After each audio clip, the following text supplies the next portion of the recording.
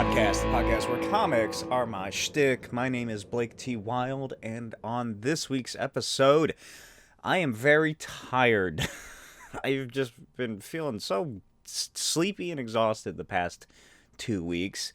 I actually just got up from a nap in which I overslept by an hour, so I'm still perking up a little bit, but I'm tired, so I'm gonna be, as the episode goes on, regaining my energy through this delicious Calpico, lychee, and Calpis, whatever drink that I bought at the store, which tastes really good. Japan, if you want me to come over there and film some commercials, I am willing. But this week, talking about a lot of CINEMACON stuff, and it's mostly pretty much movie-related stuff. A couple of video game-related news items to discuss, but other than that, it's all movies. As always, this episode is brought to you by my Patreon and Etsy. Patreon.com/Smokey's videos, where you can find weekly released comic pages from my two series, The Custodians, Agents of Cross, and Destructo Boy. Original art. I have audio commentaries. I have video commentaries. I have a movie review show on there called Pop Pop Popcorn, which I just did an episode about the X-Men Origins Wolverine. And it was something. And early access to videos when available and all that jazz and whatnot. And my Etsy shop, in which I am currently hosting Destructo Boy issues 1 through 5 on there. Destructo Boy is a fun little sci-fi series, fun for the whole family, about a little robot that lives on the giant space station in the far-flung future and fights giant robots, aliens, and whatever crime and villainy should arise. So check those out. It really helps me out. But let's get right into the episode with comic news. I think this might be the only bit of comic news, and it's not even a proper comic book news. It's a comic book movie news, and it's one that nobody has been asking for.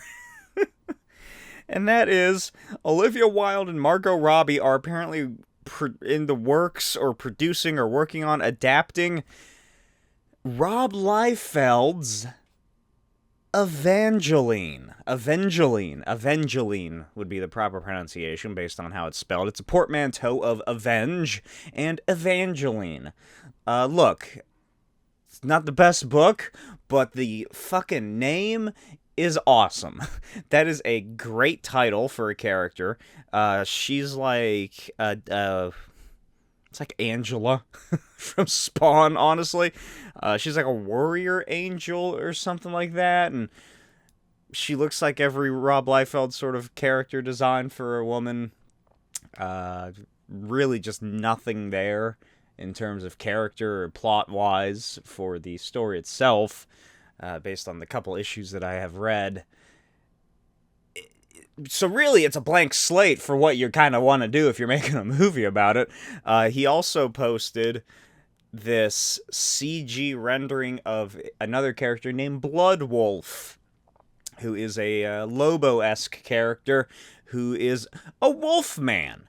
I'll be honest.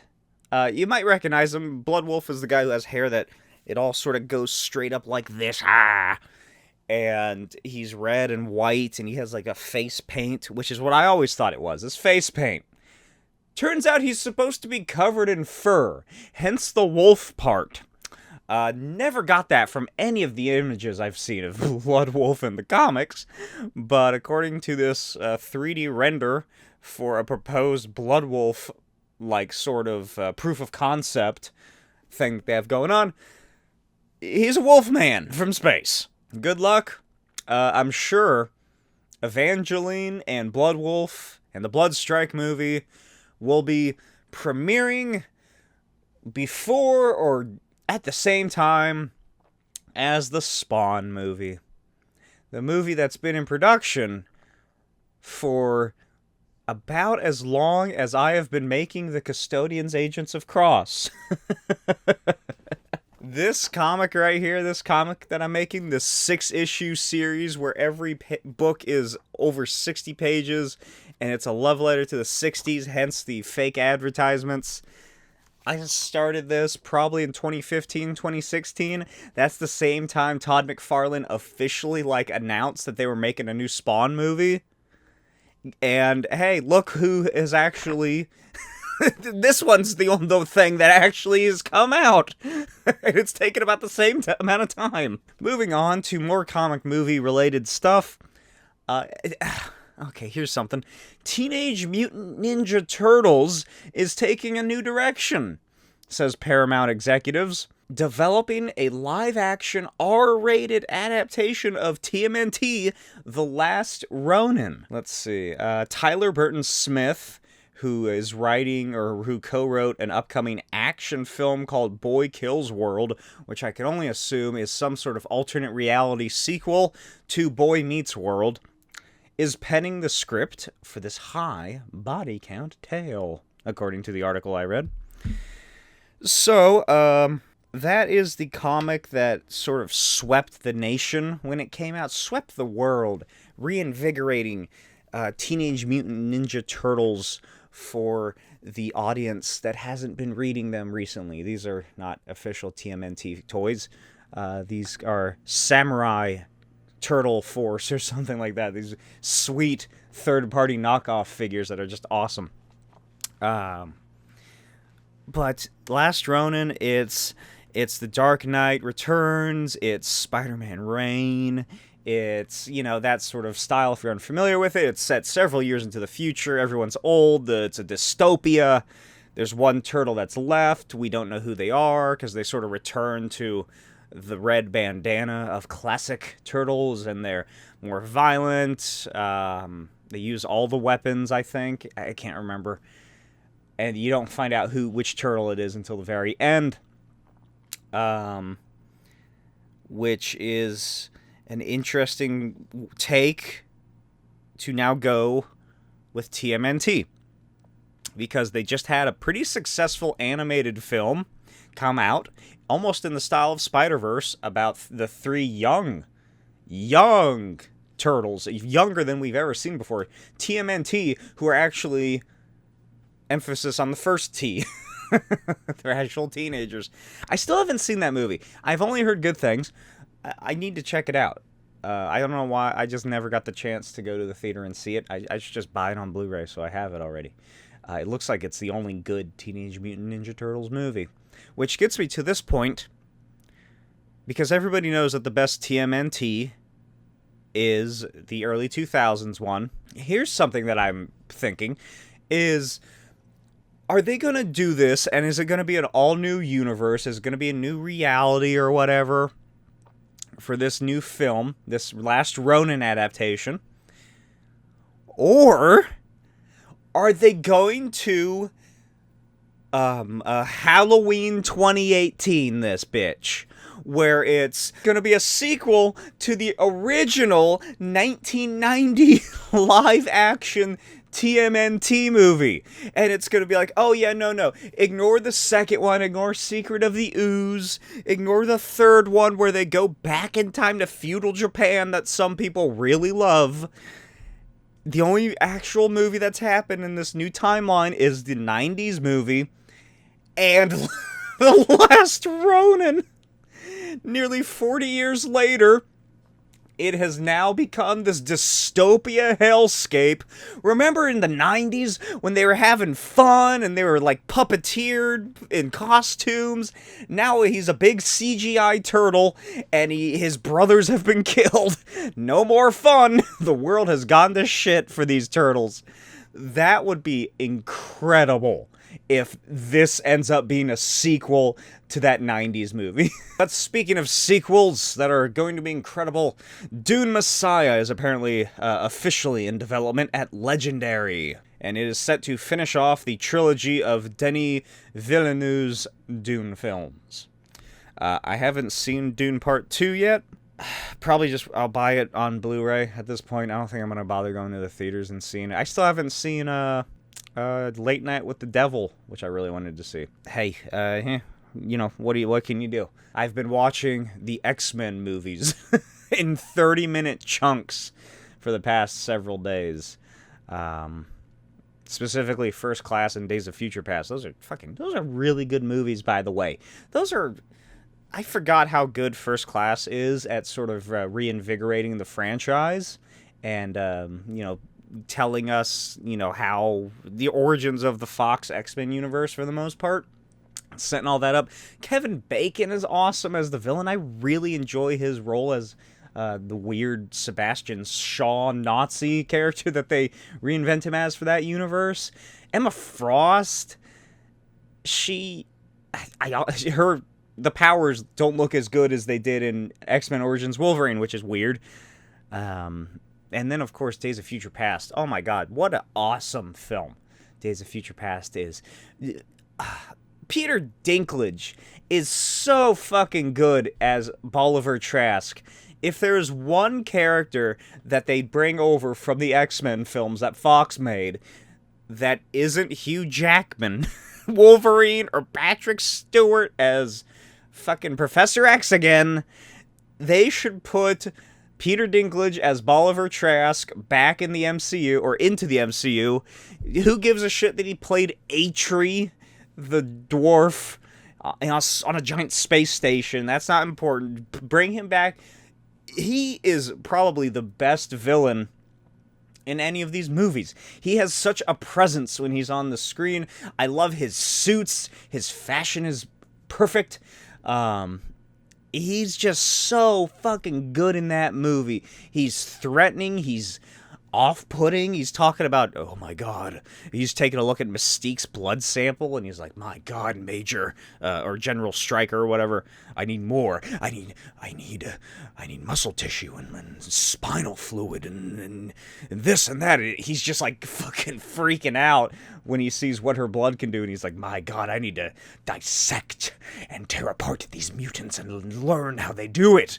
Like, he's a fucking mad scientist in this somewhat, like, fairly real world. And he's just so fucking awesome, which makes me so upset that they kind of wasted him as Atri in the MCU, because, let's be honest here, it was fun seeing him in that movie, but that is not his best role in anything. Like, it's not great. I didn't care for it. I was like, oh, hey, look, it's Peter Dinklage. That's who he's playing. Fucking the dwarf from Norse mythology who made Mjolnir. But I didn't care for his character. And I was, when I saw the movie, what was that, Endgame? Yeah. I was like, oh, man. Oh, is it Endgame? Was it Infinity War? No, it was Infinity War. Right? Yeah, because they make Stormbreaker and then they go to Wakanda. I was disappointed when that movie came out, and I was watching it in theaters, and I was like, God damn. That's it? That's you get Peter Dinklage and you give him this? Like, I'm sure he had fun with it or something. It seems like he was having a blast, I guess. But he's just such a good actor. I wanted him to get more. But where am I going with this? I don't even know. I guess just that I've been watching movies in 30-minute chunks recently because I feel like I'm wasting time if I watch anything further than that, because I'm putting all this pressure on myself to get all these different things done. But anyway, I highly recommend X-Men First Class and X-Men Origins Wolverine and Days of Future Past. If you haven't watched them recently, go check them out. They're fucking awesome. It's insane that, one of all, they didn't give a trilogy to Matthew Vaughn, who wanted to do First Class, a movie in between, and then X-Men Days of Future Past. You know, a logical progression. Instead, they just went straight to Days of Future Past, and then they did whatever the fuck they did with Apocalypse and Dark Phoenix, which are supposed to be in the same universe, or like continuations of those first two movies, but they're really not. They're two duologies that just so happen to contain the same characters on each side. And it's ridiculous. Oh my god, those fucking movies are so bad. Anyway, Mandalorian and Grogu officially announced to release May 22nd, 2026 in theaters near you. Mando and Grogu on the big screen. Imagine how cute he's going to be on that giant theater screen. Beau Willimon, who wrote the prison arc in Andor, is set to co-write James Mangold's Dawn of the Jedi film. So that gives me a lot of hope. I already had plenty of hope because James Mangold was working on it, and he did The Wolverine, he did Logan, he did that Ferrari movie. He did another one that I can't remember. But he's a good... he did fucking Dial of Destiny, he did Indiana Jones. I love that movie. I really enjoy all of James Mangold's work, so I had no... Oops. So I had no qualms about his Star Wars film, this Dawn of the Jedi film. I wonder how, like, Kurosawa Samurai they're gonna take influence from, since it's gonna be it's gonna be maybe the earliest we've seen of the timeline, like, since Legends went kaput. But that bodes well that they got Bo. Glenn Powell, my celebrity crush, as you could tell by the way my voice kind of cracked when I brought up his name. I love this guy. He is set to star in a new adaptation of Stephen King's The Running Man, directed by Edgar Wright. What was the last thing Edgar Wright directed? Was it a fast food, like, McDonald's advertisement, I think? Is that what it was? It was like, bow, bow. You know, it was that song, and it was people in an office building, and they're like, bow, bow, and they nod along with the music, and they're like, hey, you want to go get McDonald's? And they're like, yeah, I want to go get McDonald's. Let's walk. Bow, bow. And, you know, I can't... Something like that. I think that was the last thing he directed. The last movie would have been Baby Driver, I think. What has he been up to? Was he working on the Scott Pilgrim show? I don't know how much he was involved in that. But that is neat. I love Stephen King. I have never read Running Man. I've never seen the movie Running Man. I think I can't even think of what it is. Is that with Schwarzenegger in the original film? Or am I thinking of Lawnmower Man? Don't know. Let me know in the comments. Okay, yeah, here's the CINEMACON news. This is the CINEMACON section. Section spelled with 2 C's. CECTION. CINEMACON section. La La Land director Damien Chazelle to write and direct an untitled prison movie for Paramount. Cool. I've never seen La La Land. My wife loves it. I hear good things. I hear it's depressing. I wonder if it's gonna be a musical. There is going to be a Star Trek origin film going into production sometime this year, and will apparently hit theaters by next year. That's a quick turnaround, possibly even quicker than the next Jurassic World. I haven't talked about that recently, by the way. That was like almost every fucking episode was that Jurassic World thing. When I would bring that up. I guess it's gonna be set before the J.J. Abrams reboot, possibly? I don't fucking know. There's also announced that there's going to be a G.I. Joe crossover film with Transformers, officially setting that into production after what I completely forgot was a credits scene or an ending scene in the Transformers movie where they are animals? Gorillas. One's a gorilla. I know that for sure. What is it? Beast Wars? Yeah. No. Is that what the movie was called? What the fuck was the movie called? Not Age of Extinction. That was the Michael Bay one. Transformers. Rise of the Beasts? Is that right? Anyway, Anthony Ramos, he gets recruited by G.I. Joe at the end of that movie. Oh, hey, I have it right here. Rise of the Beasts is what the movie was that first set that up. And now it's going to be official. Ironically, funnily, synergetically enough, there are also going to be G.I. Joe Transformer comics coming out again. From IDW, or Skybound, I think, is who has them now. So hey, how's that for synergy? Time for the Crow's Nest! You thought I forgot about it? It's because I did.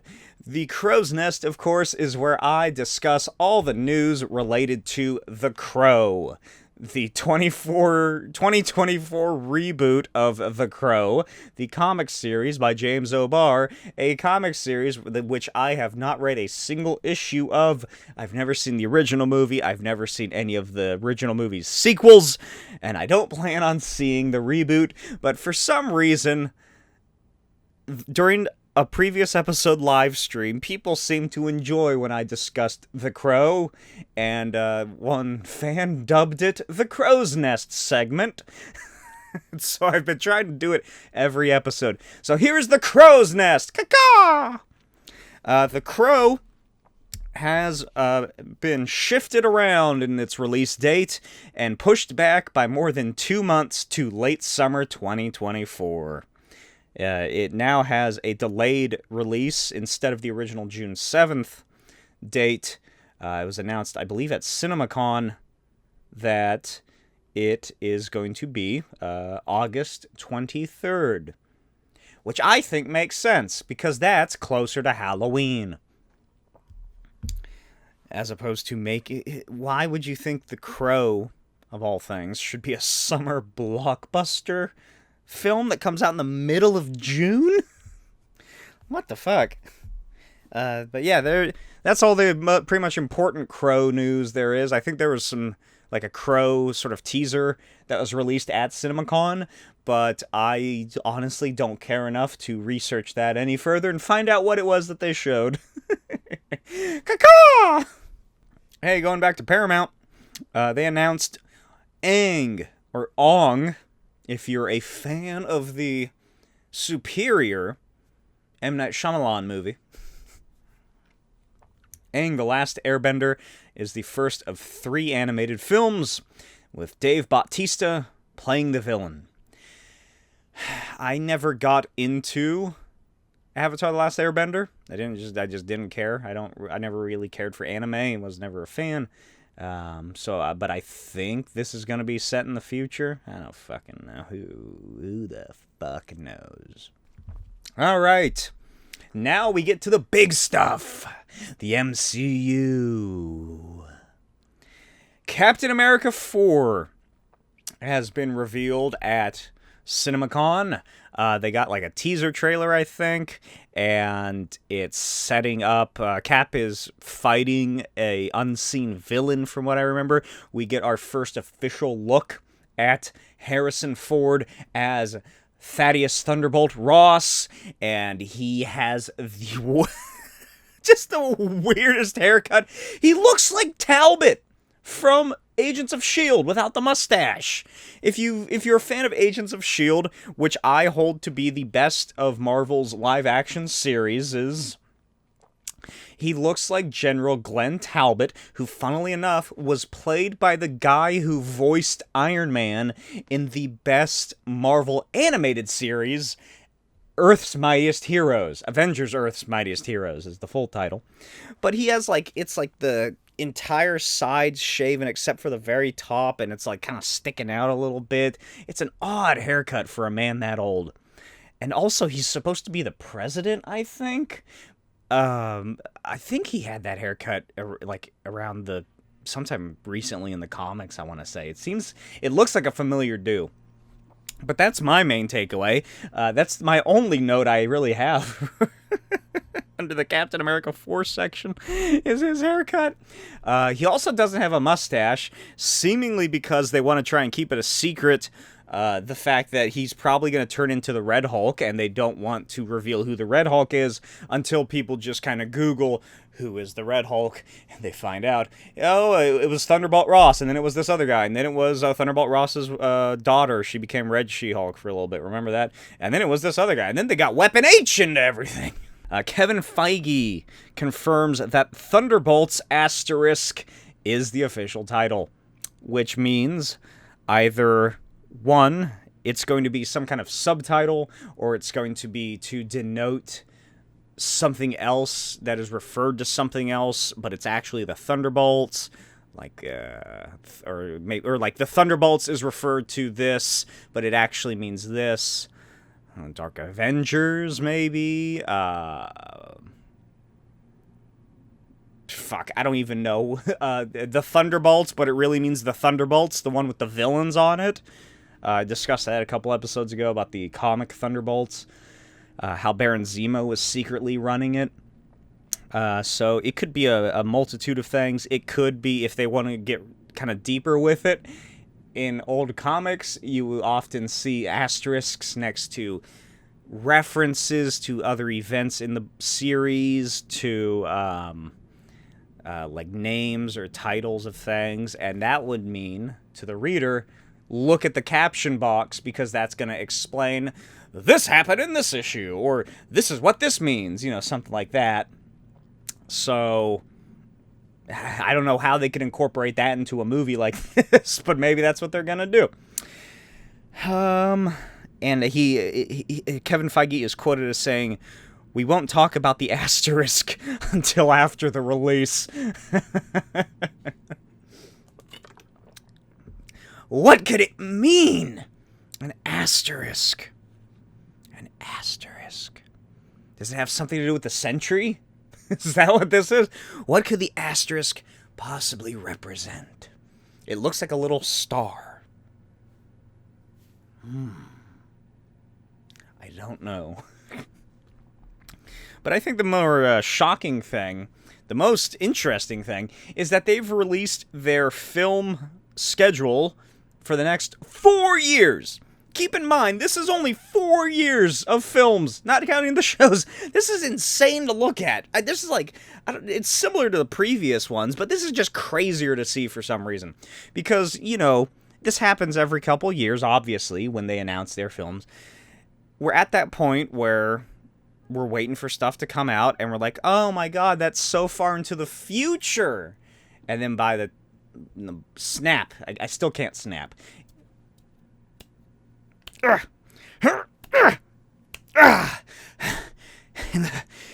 In the snap of a finger, it's going to be 2028 already, and we're going to be looking back 4 years before, and we're going to be like, man, remember when those movies were announced, and we were all so excited, and we were like, oh my god, what's going to happen? And now we've seen them, and we're like, these are some fun movies that we all enjoy.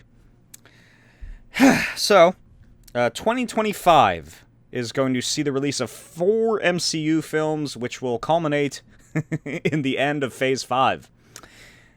The first being Captain America Brave New World, followed by Thunderbolts, asterisk, followed by Fantastic Four, followed by Blade, that movie that's been in production for like 6 years. Keeps getting reworked over and over again.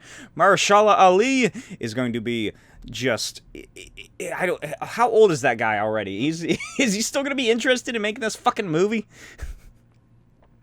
But the thing to get really excited about is the following year, 2026, we are going to see the release of 3 films. So that might mean that they're planning on releasing a couple more shows, maybe, in 2026. What the fuck ever happened to Ironheart, by the way? Because they finished that show, like, 2 years ago, and it's whatever happened to it? It hasn't come out. They haven't talked about it. It's been radio silence.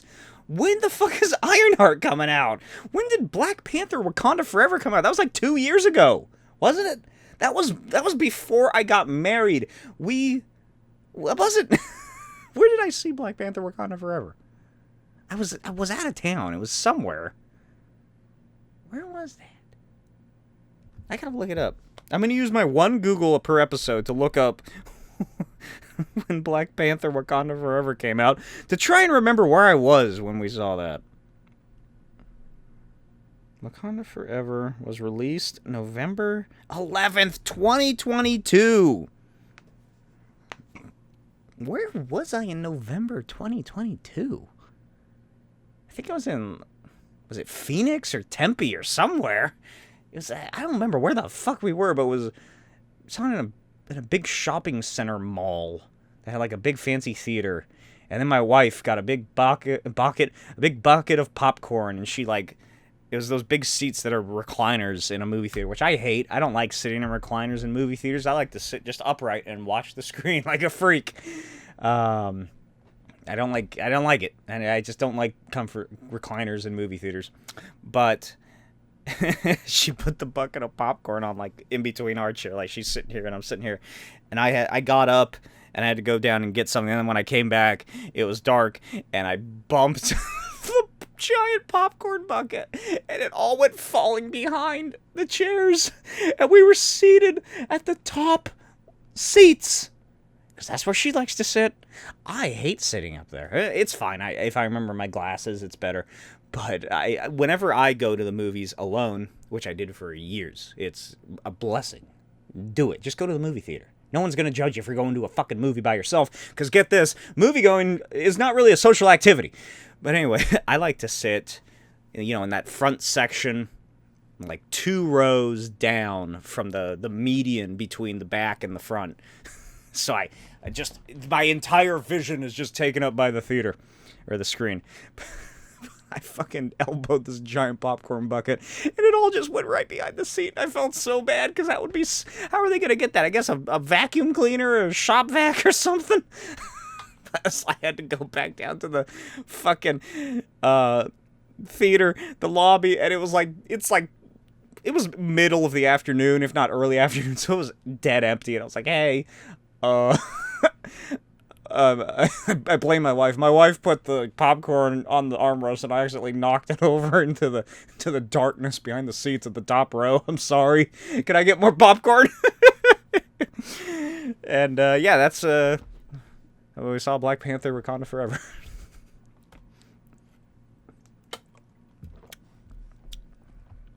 Anyway, what was I talking about? Oh yeah, 2026. Spider-Man 4. Ooh, I'm excited for that. So far, I think I'm going to rank these. I'll rank them at the end. That'll be easier to keep track of. Spider-Man 4, here's the thing. Are Sony going to get their grubby little hands into it? Because the rumor was that Sony wants to go even bigger than No Way Home, but Marvel and Kevin Feige were like, no, we need to do street level. Which makes me wonder, how cool would it be if Wilson Fisk, spoiler alert for the Daredevil show, he's mayor of New York. How cool would it be if he stays mayor of New York after that show, and he's mayor, and he's in the Spider-Man 4 movie? That would be fucking awesome, because they're setting up the whole Wilson Fisk as anti-vigilante, police department, all that law and stuff. That's like the perfect lead-in for a Spider-Man movie. We're getting Armor Wars finally, which I feel should have a title of Iron Man Armor Wars, just to make a little more sense, maybe. Fucking Rhodey was Iron Man in the comics. Just make him Iron Man again. I still haven't seen Secret Invasion all the way through, so I don't know how that gets fixed. Him being a Skrull or whatever. But, and then finally, the last film in 2026 is Shang-Chi 2, which I am excited for. I really like the first Shang-Chi. I like Simu Liu.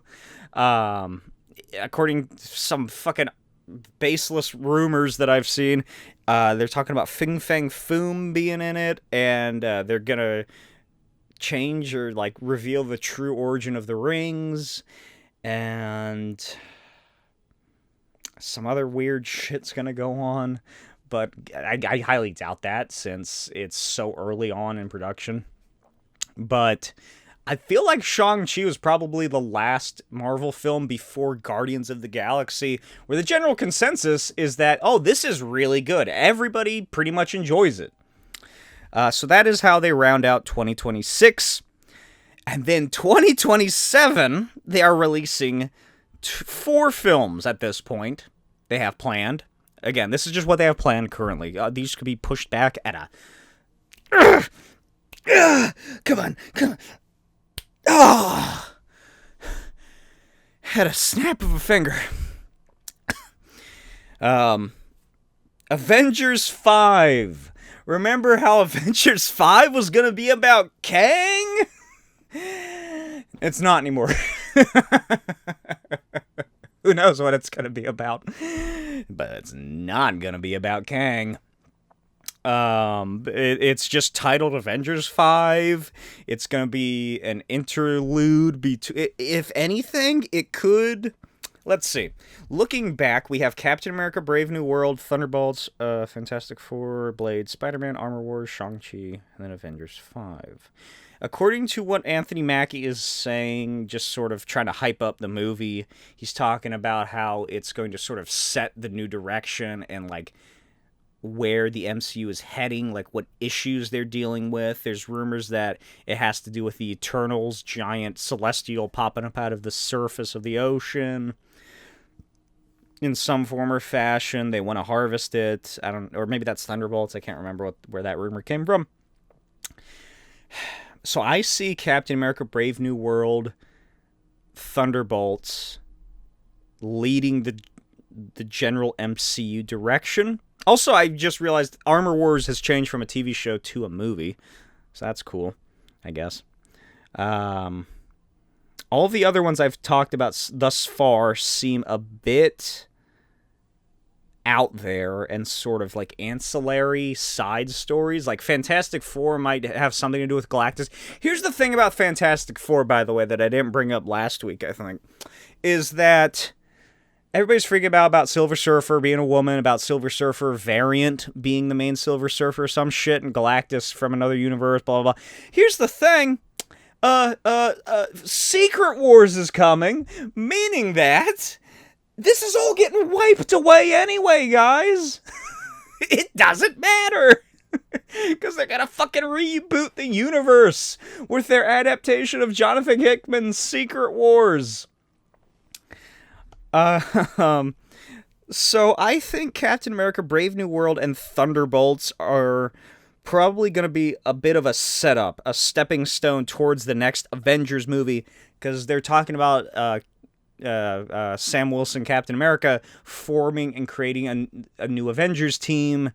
You could maybe do something with that during Spider-Man 4 credit scene. They're trying to get Spider-Man back on the Avengers, maybe. Oh, well, it doesn't. Yeah, they could do that, because it's not like people forgot that Spider-Man exists. It's just that they forgot he's Peter Parker. Shang-Chi, Armor Wars might lead a bit into Avengers 5.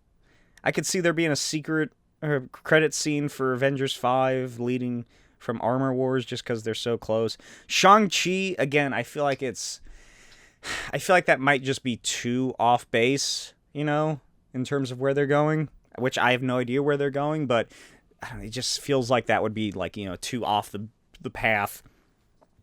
But 2027 is supposed to see the release of, like I said, 4 movies. The first being that Avengers 5, which is it's not about Kang anymore, which is disappointing because I do like Kang. I think Kang is a fun character.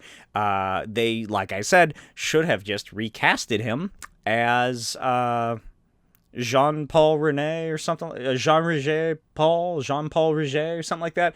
The guy from the sexy guy from Bridgerton, the sexy guy from Dungeons and Dragons, the movies, the one with the tattoo on his head who was a red wizard. Get him. Anyway, that is set to be followed by X-Men. X-Men is going to release in 2027.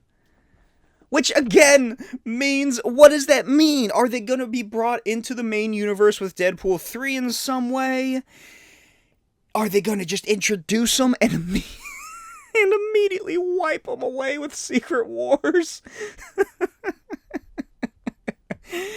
What could they possibly do? That's the problem with knowing that the next the big Avengers movies are going to be Secret Wars, is that it's kind of like, come on. Followed by Doctor Strange 3, which 100% is going to lead into Secret Wars. Thor 5, called Battle of the Gods, I think is what I've been seeing it dubbed as currently, in its current working state. That's set up from Hercules and Zeus and all that. It's crazy that we're getting a Thor 5, by the way. And finally, here's the craziest thing, is that so far they have only listed 2 films as releasing in 2028. And the first film is Avengers Secret Wars Part 1. And the second film is Avengers Secret Wars Part 2. So they're not even, like, they don't have plans currently to wait, like, a year in between like they did for Infinity War and Endgame. So what does that mean? Are they releasing Secret Wars in, like, April or May, and then they're releasing Part 2 in, like, December, and, like, a Christmas release? Could that be their plans? Or like, are they doing, like, January, December, Secret Wars? It's our Secret War year. That's just crazy to me that they're not even having, like, I expect it to be like 2028 Secret Wars Part 1, 2029 Secret Wars Part 2. But no, they're just full throttle. Same year, bitch. These are the only 2 movies you're getting. But yeah, that is the MCU slate for the next 4 fucking years in terms of film releases. Marvel, I can't help but notice there's still no Werewolf by Night. Could Blade, if that ever gets made, have some sort of supernatural, paranormal aspect brought into that? Because they just have that shit sitting there. They got Elsa Bloodstone, they got Werewolf by Night, they got all that crazy stuff they introduced in the Halloween special. Doctor Strange isn't going there, that's for sure. So, come on, fucking bring in vampires, bring in Dracula, you got Deadpool, bring in Shikla, my favorite Deadpool character, because I love their relationship before they broke them up. But yeah, what are your thoughts on that? That's a lot, just going in on this. I feel like, is this the most they've announced during, like, one of these, like, here's our next couple years, like, release dates, or, like, schedule? Joker trailer. Joker 2 Folie 2. It feels like I've been talking about this for ages. I don't really know what to say. It looks good. I enjoyed the first Joker. If you enjoyed the first Joker film, I highly recommend you watch King of Comedy. Because that's literally what Joker is doing, is King of Comedy. It's a far better film. That shouldn't surprise anybody. But, you know, I love musicals. I have a whole episode of the podcast early on dedicated to musicals based on other properties, such as Evil Dead, SpongeBob, Beetlejuice, and a couple others that I talk about. I have no problem with this being a musical. One of my favorite films is a musical called Umbrellas of Cherbourg. It is a French film, but unlike most musicals where it's dialogue, dialogue, dialogue, break out in a song, dialogue, dialogue, dialogue, break out in a song, Umbrellas of Cherbourg is fucking brilliant because the entire film is sung from beginning to end. Every piece of dialogue is melodic. Is that right? As a melody. And it's just such a beautiful film. It's about dying love, and it's just relationships, and just life sort of crushing you, and it's a happy ending for one of the characters, but it's not a happy ending for another character. I can't recommend it enough. But anyway, Joker 2 Folie 2, Joaquin Phoenix, Lady Gaga, both starring in it. Lady Gaga looks great as Harley Quinn. I really enjoy Lady Gaga. I have had a crush on Lady Gaga for well over a decade. Yeah, definitely well over a decade. Probably, when did she start? Like almost 20 years ago now at this point. I remember being made fun of for liking and thinking Lady Gaga was hot. Because for some reason, in like the mid-2000s, people were like shitty kids and teenagers and trolls online were like, oh, Lady Gaga is actually a man. Like, does anybody remember that? Like, where did that come from? What was... I even, like, back then, I was like, what is this? Why are people saying this about her? I never got that. But, I've always enjoyed Lady Gaga. And I think she's going to do a great job as Harleen Quinzel. I wonder if they're going to rename her, if they're going to change her name to be something a little more realistic. They kind of had to with Joker. Because they're not doing Jack Napier. But, what could you rename Harley Quinn to be a more realistic sounding name than Harleen Quinzel? Let me know in the comments. But yeah, it looks fun. They really don't show that much. The scenes with the musical sort of like memory, or not memory, like a fucking schizophrenic musical scenes. I don't know. Those just look beautiful. I love how pop the colors are. Meaning to say, I love that the colors are really pop out at you. It just looks fantastic. I really like the dark blue hues. And then, of course, you know, like I'm saying, it's a very clear distinction between what is the real world and what is this mental fantasy that they're creating for themselves. It just looks really nice. There's that fucking ridiculous tweet you might have seen where it's this dude talking about, oh my god, look at how it's kind of like that scene in American Psycho with the business cards.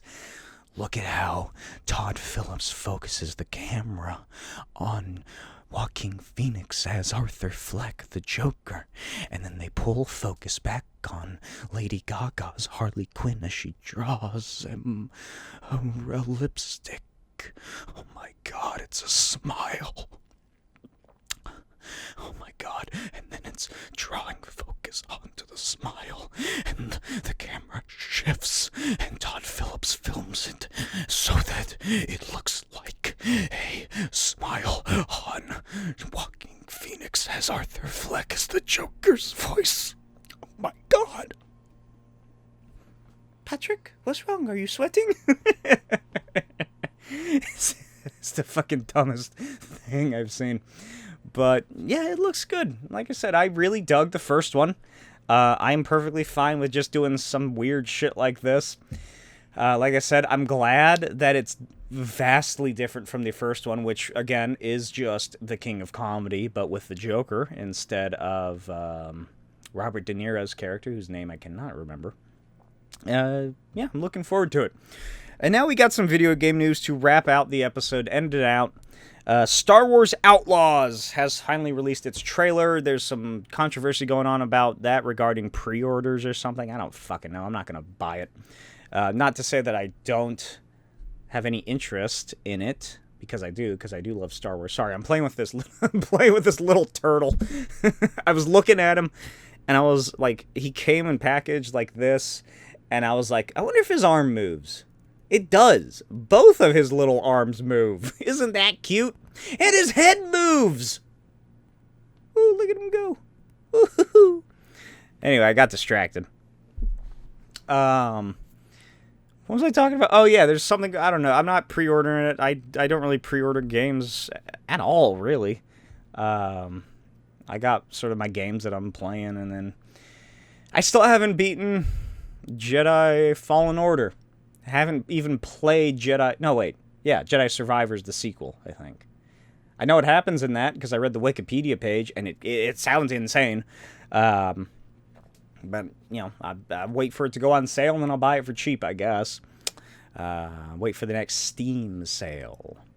But it looks like a lot of fun. It's like a heist game or something, which I was not expecting this to be. So that just sounds like a great premise. It's a fucking heist movie in Star Wars.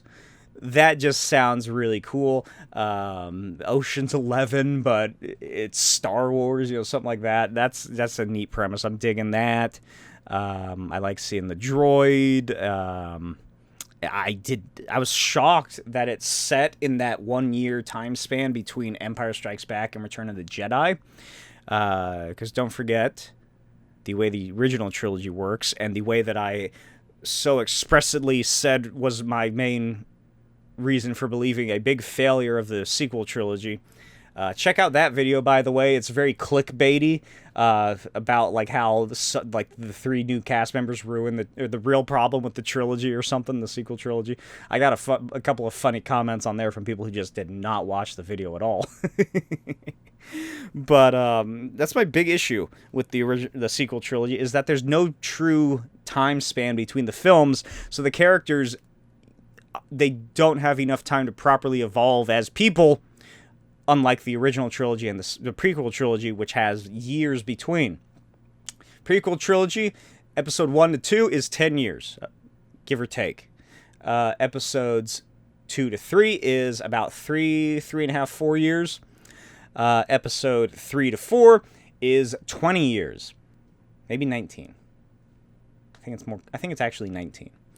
Episode 4 to 5, New Hope to Strikes Back, is 3 years. That follows along with the actual release date between the films. Episode 5 to 6 is 1 year in between. Episode 6 to 7 is 30 years. That's another one that falls between. Episode 7... No, Episode 6 to 7 is 30 years. Episode 7 to 8 is like... it's like 2 minutes. Maybe 10 minutes. It's maybe 10 minutes between when episode 7 ends and when episode 8 begins. It's not a lot of time. I'll be generous. An hour, maybe. Episode 8 to episode 9, I honestly don't remember, because I'm getting this confused with my fan edit, which sort of takes parts of the opening from the Josh Trank, Trevorrow, whoever wrote the original script, the Duel of the Fates one, which is like, a year or two have passed, and now the First Order have like sort of like an ISIS-esque takeover of the galaxy. But I want to say I'll say it's 6 months to a year. I'll say a year. I'll be generous again. I'll say it's a year between episode 8 and 9, even though it does not feel like it. But that's my problem with that. I got very off track from Star Wars Outlaws. I guess it makes sense, since it's called Outlaws, that it'd be a crime game. I just thought it would be sort of more of like a more singular, like a Dr. Aphra-esque character just going up against the world alone, which I'd imagine it kind of is, probably for the first, like the majority of the first act, until that whole crime boss comes into play, and then you gotta start doing the heist, and the heist builds up. I really hope we don't run into any force wielders. That'd be nice to just not have to bother with that, just because it really does not feel like there's any place for anybody with a goddamn lightsaber in this fucking game. And I'm sure that's gonna piss off people like Star Wars Theory. Hope there's no bricks. But yeah, it looks fun. I am excited about it. And my final bit of video game news that it's going to round out the episode. I am sorry. Once again, I am going to have to push back the Savage Dragon talk. And that is Fallout 4 Next Gen Update is releasing April 25th, 2024, which is next week at the time of recording. Here's the thing. If you are a Fallout 4 player and you're on PC and you have a lot of mods, like myself, I'm actually looking at my mod manager right now.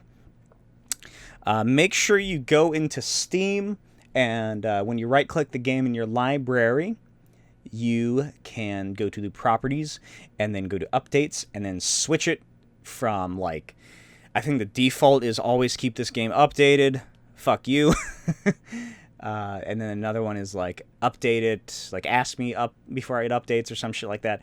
You want to make sure that you have it set to only update when you run the game, because that means as long as you don't run the game, Fallout 4, through the launcher of Steam, then it's not gonna update, which means that unlike Skyrim, when they did the next-gen update, it's not gonna break pretty much every single mod in existence.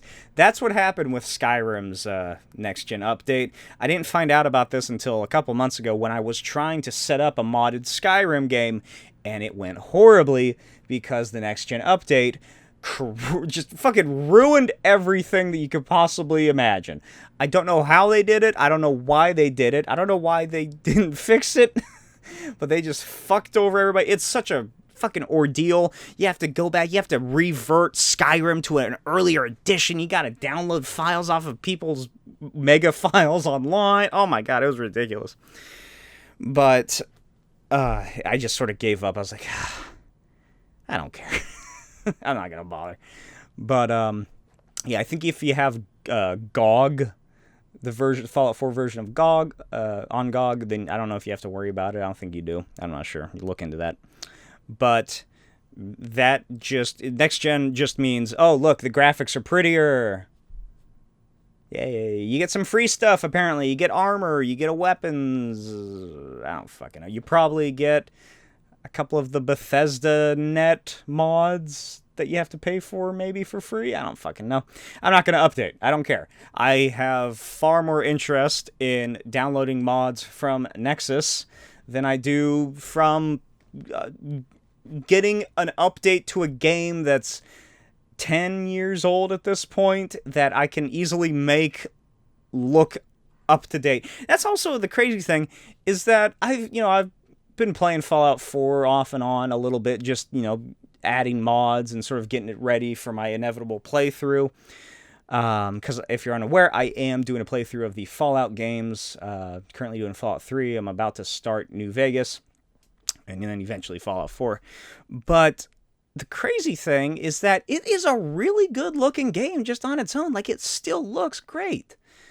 But, yeah, they got the new show coming out, and they're like, oh, well, we need to do something to boost the sales. The show, by the way, I have not watched it. I did not realize until about the day before it released, that they did all 8 episodes right off the bat. And then I got spoiled for a big twist, and then I was like, fuck it. I'll just go to the Fallout fan wiki, I'll go to the Reddit thread, I'll just read it up on everything. So I know what happens. I've seen people bitching and complaining online about how it's ruining the lore and the canonicity of stuff. But I've yet to watch it. I was very disappointed. That's why I was disappointed that it was all 8 episodes releasing at once. Because when you do that, you don't have any momentum for your show to really go forward. Even Invincible, when it had those several months of break, it still had momentum because people had the return to look forward to. I don't like that model. I didn't like it when Netflix was doing it for the Marvel shows. That was like I feel like that was the first big sort of streaming shows release all on the same day. And then Disney Plus came along, and then Disney Plus was like, fuck you. No, they don't. We're bringing back television. Weekly serialization. And then they just, like, why? You were doing it with Invincible. You were doing it with The Boys. You were doing it with Gen V. You were doing it with your other Amazon original shows that nobody watches. So why did they decide to just drop all 8 episodes immediately? What if it was a mistake? And they didn't want to admit it. But yeah, it would have been so great to go week by week and just see that, like I said, it drives interest, it drives discussion in the show, it drives fans, it drives people who are watching, it drives reviews. But yeah, and then they just do it all at once. So I still haven't watched it. I might watch it this weekend. I don't know when I'm going to get around to it. That's another thing, is that the weekly release sort of, like, it gives you incentive to keep up with the show, I guess, rather than having to just kind of binge watch it all on your own. Or moderate yourself to just watch an episode like a day or an episode a week if you still want to do that. But I'll get to that sometime in the future, maybe next week, maybe the week after, I don't know. Hopefully, again, next week does become the Savage Dragon episode. This week was all about CINEMACON, because, my God, there's a lot of stuff regarding CINEMACON, specifically the MCU. But let me know what you thought of this episode in the comments below. Let me know your thoughts on any of the topics I covered, such as the last Ronin movie, Mandalorian and Grogu, the Avengers, Transformers and G.I. Joe, any of the MCU scheduling. What do you think? What are your theories? What are your thoughts and theories regarding how they're going to lay out the next 4 years of MCU? Let me count. 1, 2, 3, 4, 5, 6, 7, 8, 9, 10, 11, 12, 13. That's my favorite number, by the way. 13 films in the next 4 years. Holy shit. Joker 2, FOLIE 2. Star Wars Outlaws, Fallout 4. The Crow, caca. Let me know. As always, check out my Patreon, patreon.com/Smokey'sVideos. Check out my Etsy, BlakeTWild.etsy.com. And follow me on Instagram at NotBlakeWild. All the links in the description below at my link tree. And yeah, I will see you guys next week. Bye.